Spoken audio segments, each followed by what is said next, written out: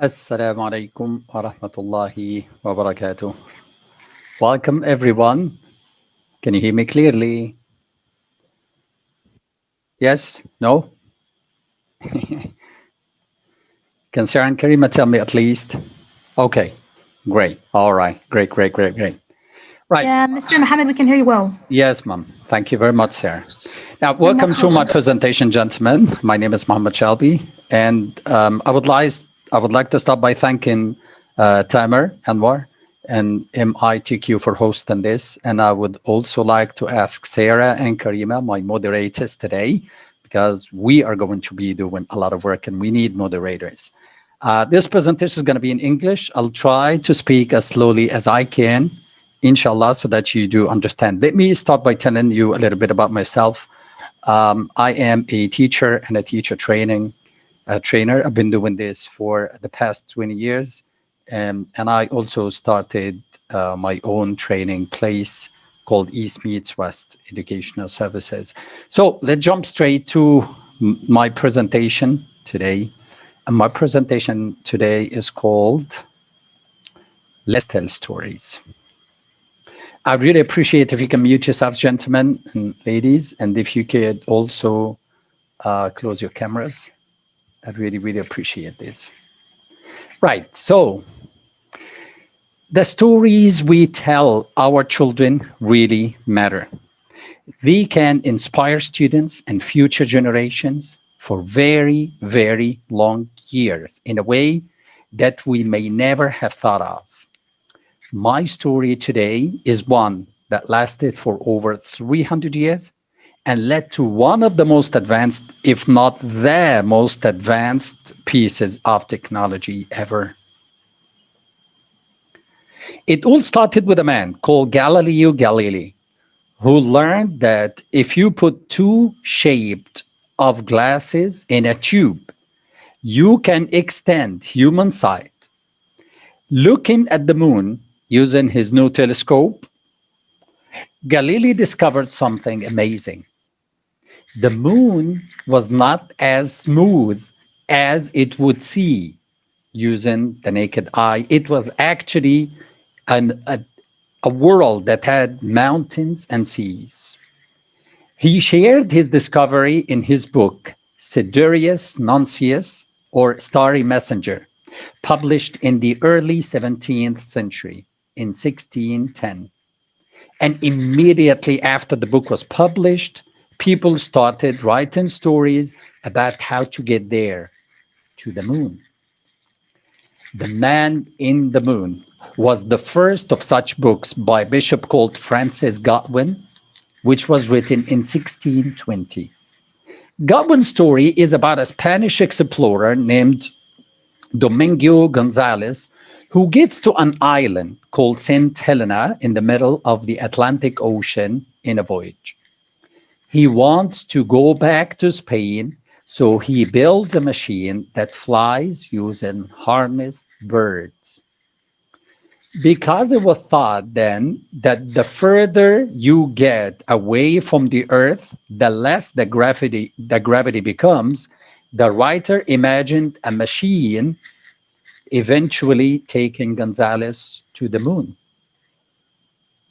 The story might sound childish today, flying to the moon using a bird machine, but the second word is what really made this story matter. It's the word machine. People at his time were talking about getting to the moon using magic and dreams, but Godwin was unique as he wrote about building a human invention. This idea of building something to take us to the moon planted the seed of the idea of space traveling across many generations to come. By the end of the 17th century, and for a whole century, there was a reverse to stories that relied on magic and dreams again to get to the moon. But why? It was because of the discovery of the laws of gravity by Isaac Newton and the invention of the vacuum pump by Robert Hooke and Robert Boyle. Now people knew that there was a vacuum between the Earth and the Moon, and they had no way to think even of overcoming this. Now we are at the end of the 18th century, and for a whole century now, the idea of traveling to the moon has long been abandoned or made very little intellectual progress. But it's the century of the Industrial Revolution, the steam engine, the boilers, and the pressure vessels. Now, writers seeing that the vacuum of space can be overcome using these tools inspired them very much. In 1835, the famous American poet Edgar Allan Poe wrote a short story named The Unparalleled Adventure of One Hand's Fall. This story is considered one of the earliest examples of modern science fiction. In his futuristic story, he tells us about One Hand's Fall, a man who reaches to the moon by the benefit of a revolutionary new balloon that is launched in air by a dynamite and a device that compresses the vacuum of space into breathable air. The narrative even includes description of the Earth from the space. In the appendix of his story, he mentions somebody. Guess who? Francis Godwin as his inspirer. And he mentions a man in the moon as his inspiration as well. From 200 years ago, Godwin inspired Poe. Even Poe called the story singular and somewhat ingenious little book. To us today, having seen NASA and SpaceX, a dynamite-operated balloon might sound just as basic and rudimentary as Godwin's bird machine. But in his story, Poe was very detailed about the description of how the machine was built, its orbit, its dynamics, that it's hardly surprising that it inspired another great writer that all of us know or at least heard of, the French novelist Jules Verne. In his 1865 sci-fi From the Earth to the Moon, Verne acknowledges the influence of Poe and the influence that he had on him. And he even called him the creator of the scientific novel. And in his story itself, the characters mention Poe by name as their inspirer.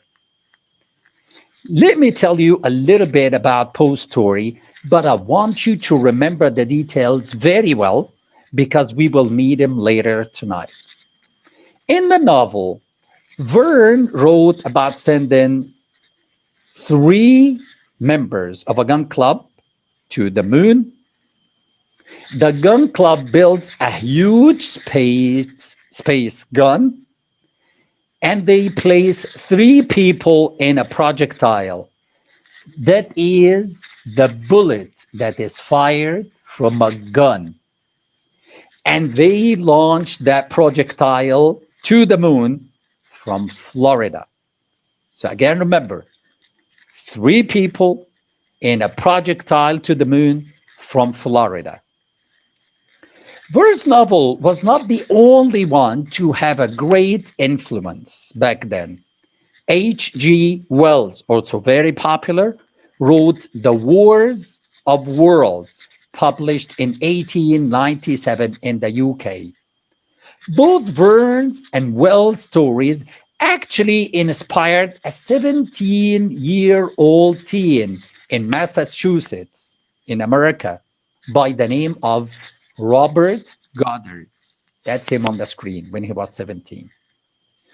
One night in 1899, only 2 years after the publication of Wells' novel, and after reading and rereading Verne's and Wells' novels, the teen wrote in his diary, "How wonderful would it be to make a device which had even the possibility of ascending to Mars from the middle at my feet.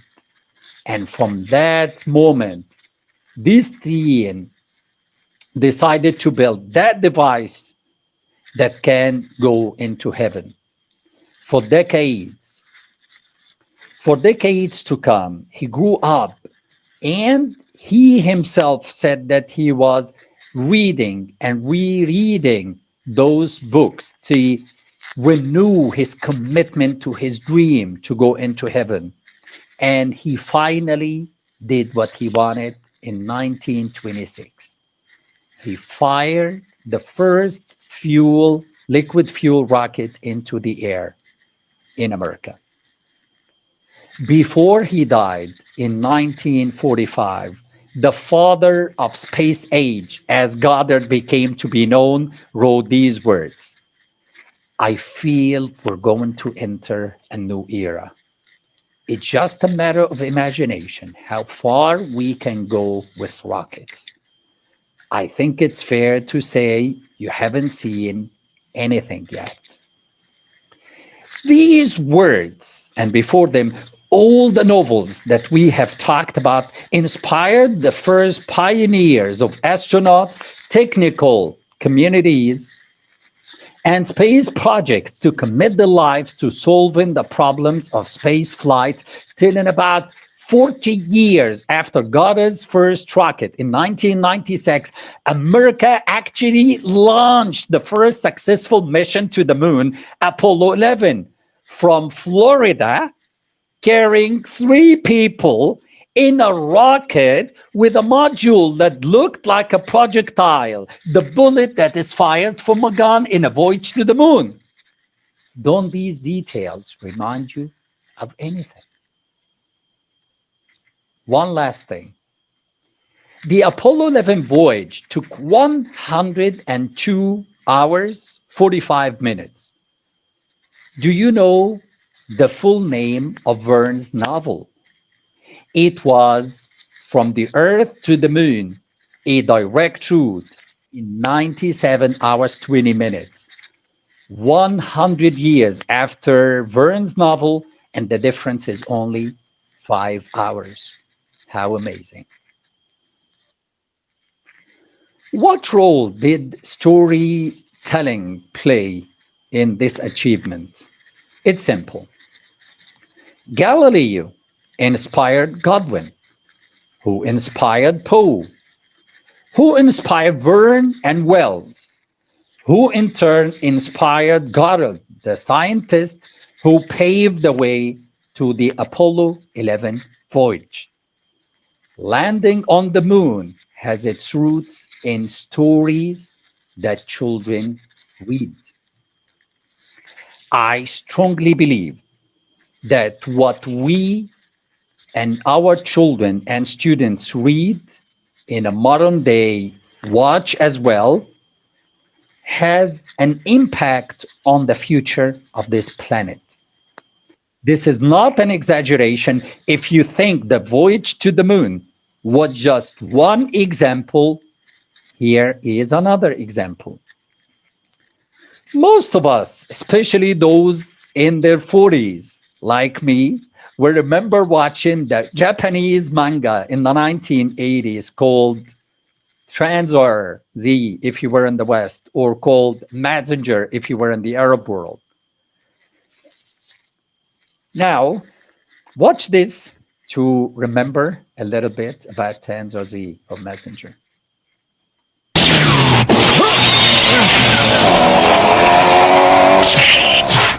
انطلقي. جاء دور مازنجر. افتح يا مازنجر.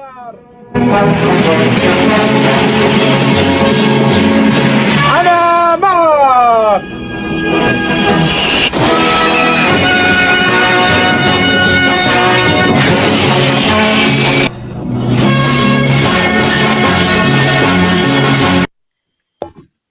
I know you like to continue watching, but to save some time, we'll have to stop here. Now, this is very interesting. Compare this to what Gundam Factory Yokohama Amusement Park in Japan did only a few months ago in December 20. ガンダムの起動実験であと10秒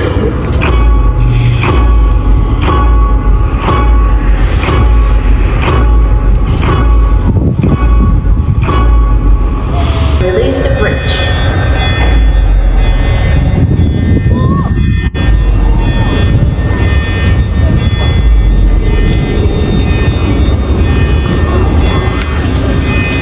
Power system stable.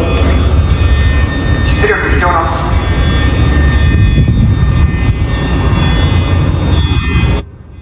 Guns up. Forward to launch position. G キャリアのストッパーを解除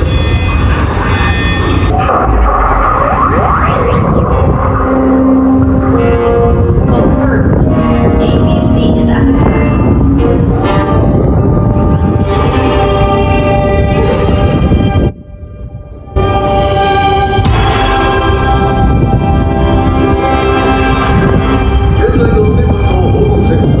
All motors are ready and good to go.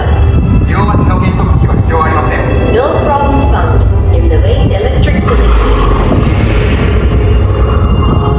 エンコーダーパーツは正常です No problems found in the auxiliary brake. 前方ダウントラック異常ありません The torque battery does not exceed the limit. デュアルセンサーどちらとも異常なし And transmitting.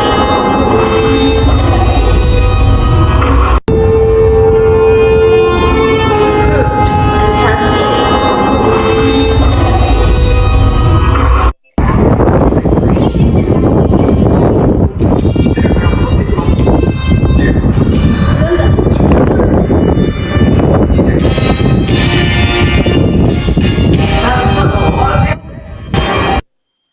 That's amazing, isn't it? ガンダムの起動 It also sounds childish, doesn't it? But remember what Neil deGrasse Tyson said. A scientist is a child. A scientist is a kid who never grew up. And those scientists who built Gundam are just children who never grew up. Now, if you think that that was childish, that was an amusement park trying to attract people, I'll give you another example, or I should say another more dangerous example. Many of you know this character, cartoon character. This is Captain America, and it first appeared in 1941. And it has become one that China and Russia and France and Britain and many big countries are trying to make or build today. A soldier with unstoppable physical and mental capabilities that even the Russian president Putin said that it was more destructive than a nuclear bomb. And for those who think this is a joke, I will leave the link in the video description in Arabic and in English to know that stories are being taken seriously in this world. If you are still in doubt, this might apply to technical innovation. This is not true. Take a look at something very realistic and you will believe what former US President Barak Obama said about an American novelist by the name of Toni Morrison. When you don't have a voice, art's how you express yourself. And that applies to all cultures, but especially Black American culture. My grandfather bragged all the time that he had read the Bible through 5 times from cover to cover. And it was illegal in his life. But ultimately, I knew that words have power. I first picked up Toni Morrison's novels when I was just entering college. Her voice changed me. She became one of my heroes, somebody who helped me understand myself and the world around me. Now, notice what he said. Her voice changed me. And he, in turn, when became president, changed the whole world. In other words, this novelist changed the whole world. Not only do novels influence individuals who become important in the future, but they can actually impact political systems and help shape the world and how the world thinks for many generations to come. George Orwell's 1984 is a case in point. I will not share a video with you because the presentation today, the workshop, I should call it, will be very long, but I will leave a link of a critical review on YouTube in Arabic that will help you see how this particular novel was used in war and how political different systems were formed based on it. All of these are just examples. And there are many more that you can think of yourselves.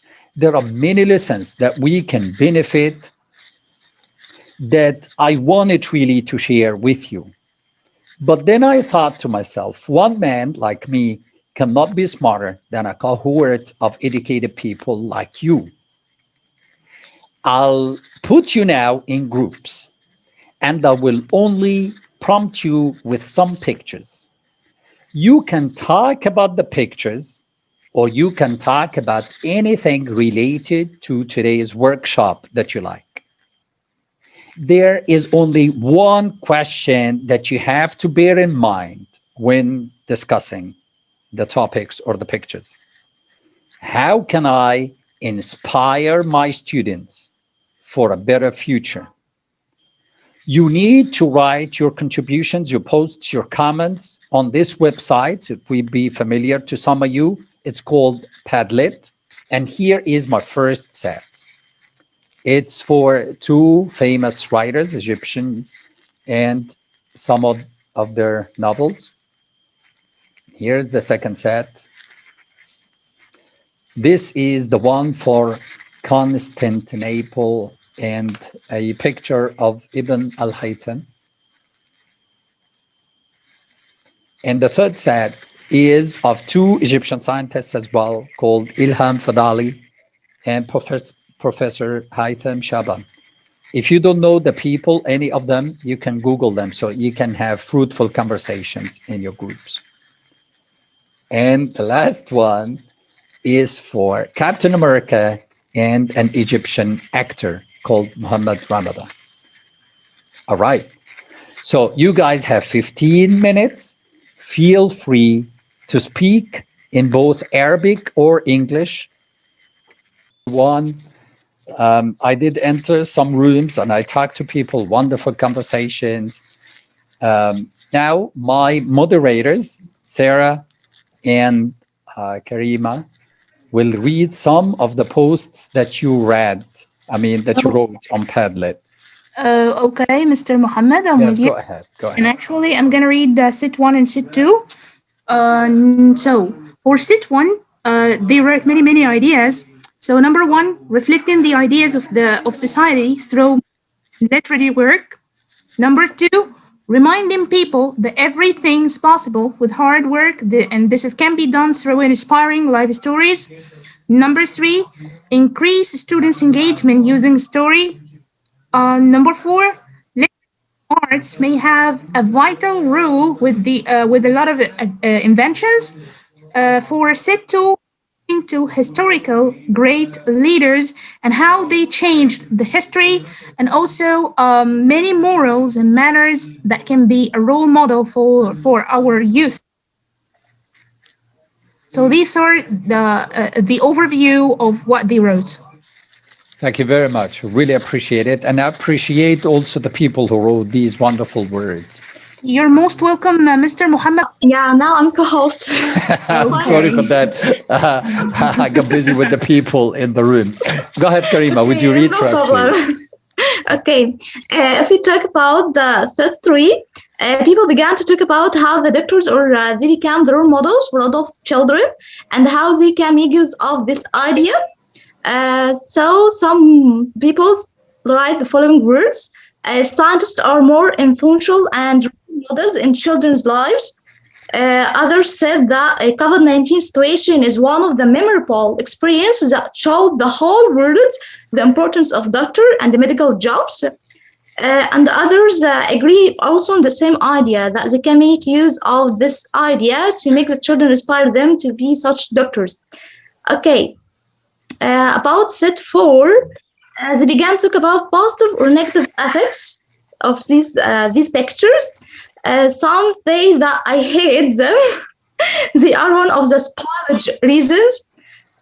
Other people, someone else say that there are 3 main effects of cartoons that concern violence on children.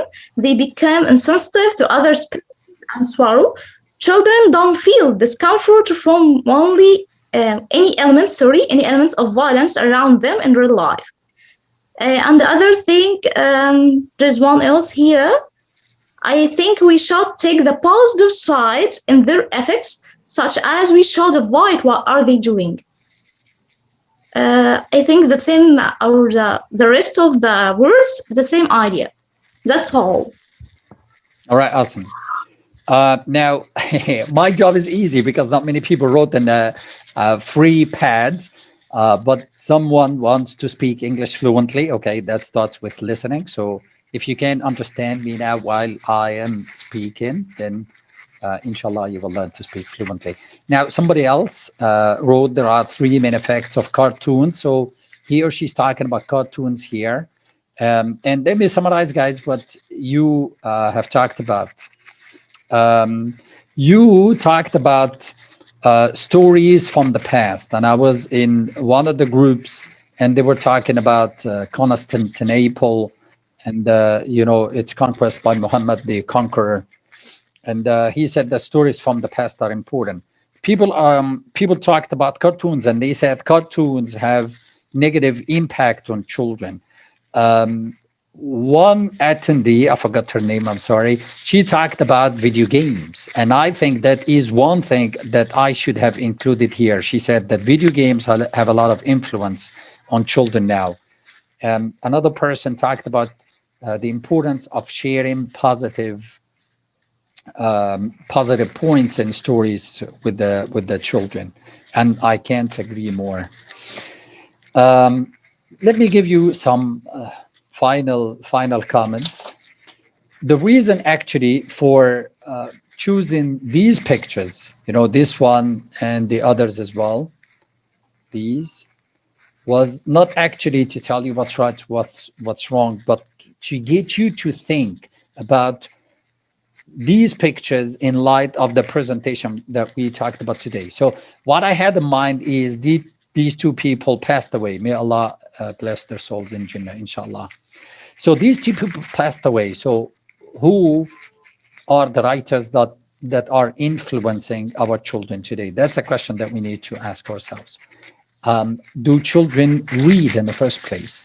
Are these stories that these 2 writers wrote, are they still suitable? Will our children's generations, our students, will they enjoy the writings? All of these questions we need to ask ourselves. Here, what I had in mind was telling, as you have figured out, telling historic stories really help, because the past of this nation is way better than its present. But we should not only focus on this, we should also focus on scientific inventions that were made by scholars in this nation from the past.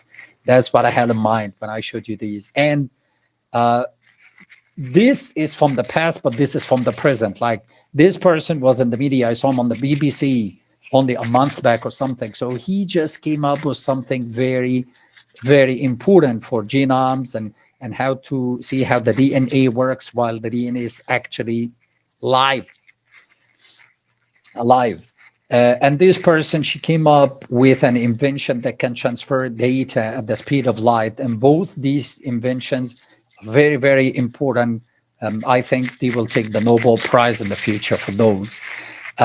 So the point is, we should not tell them only about stories from the past, but we can tell them stories about the thousands of scholars that still live today, and they have their contemporary contributions to science. Those can really, really help and inspire them.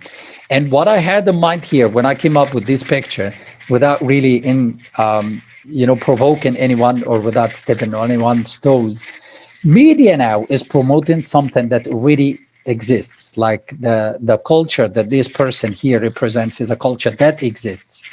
But I wouldn't say that it is a culture. I have to call it a subculture. I'll say this again. This person and the culture that he represents is not really a culture that doesn't exist. It does exist, but it is a subculture. We should not make it the prominent culture, and we should not allow it to be the prominent culture. Even if you yourself are a fan of this actor and other people like him, and you are a fan of this subculture, please don't talk to students about it. You're all but helping them to look up to the wrong people. Just keep that to yourself. Now, it's a fact that students today don't read. And to make matters even worse, many of them watch the wrong things and play the wrong games. It's our job, teachers, to encourage them to read and watch the right things. And this puts a lot of burden on the teachers, all teachers in general, and specifically language teachers, Arabic and English teachers, and library teachers as well, because it's in those classes that students are, I would say, forced to read. Now, remember, stories are the vehicles of thought, and thoughts are the vehicles of action. Think well about what stories you share with your students, because those stories will be tomorrow's reality, just like the stories of Godwin and Poe are today's reality. And we see this in SpaceX. Another thing, in the chain of novels about the moon that I started the story today with, there are many novelists and scientists that I did not mention. And most probably you have never heard of. People who were as important as Godwin, like the novelist John Wilkins in the mid-17th century. And scientists are as important, or as important as Robert Goddard, like the Russian father of rocketry, Konstantin Tsiolkovsky, and the German Hermann Oberth, that was the man actually who helped Hitler build his rocketry program. Now, those people and their stories are not known to the public. They are not known to us today. Just like this teacher in the picture is not known to the public, but her stories really matter to her children, her students. She is not known to the public, but the contributions of teachers really matter. Actually, every story that we tell our students matters. No story is too short or too unimportant to tell. We are about to finish the presentation now. Sarah, if you want to get the name lists ready. So, when Galileo Galilei raised his telescope to look at the moon, he could not predict the future, which he helped shape in a way. I believe that we can predict the future by looking at what our children and our students read and watch today. And we can also help shape it by choosing the right things for them. Thank you.